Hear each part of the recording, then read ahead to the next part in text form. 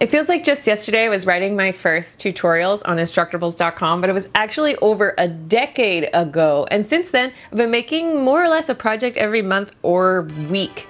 And during that time, I've accumulated some tips for you. So here are 5 tips for documenting your DIY projects.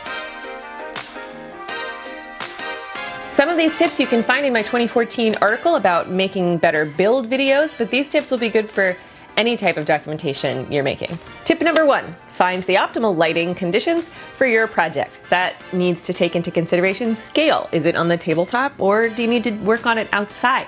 Are there harsh shadows? Are there details that you need to be able to see? The quality of your light is much more important than the quality of your camera.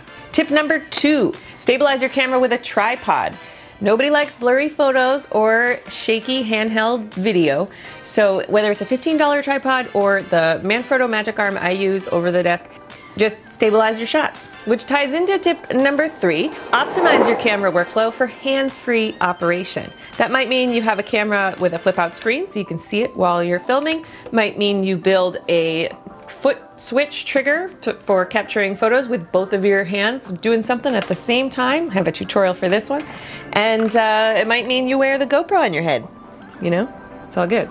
I find that when both of your hands can be in the shot, you can capture the natural action and really better communicate that action through the documentation versus just stopping to take photos and video in between the steps that don't really show like the complicated stuff that, you did.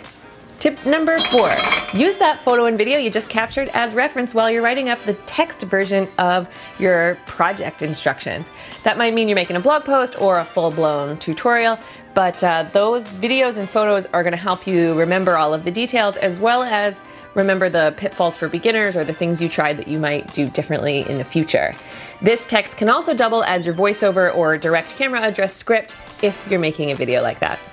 And tip number 5, it's to edit with multiple passes. Whether you're just doing a text write-up, text and photos, and or video, you really want to go back over your work more than one time to make sure it's as concise and complete as possible. And then play to different mediums' strength. If there's a complicated spatial relationship aspect to your project, that might be best shown in a video or in a GIF made from a video clip versus like 8 photos in a long text description. Whereas you might leave out a bunch of technical information that is best looked up all at once in text form anyway from your video or photos. I'll always maintain that your lighting is way more important than what camera you use, but I've gone through a bunch of different cameras over the years and I wrote a blog post about my current favorite gear, so if you're curious, you can find all the links to those things in the description below.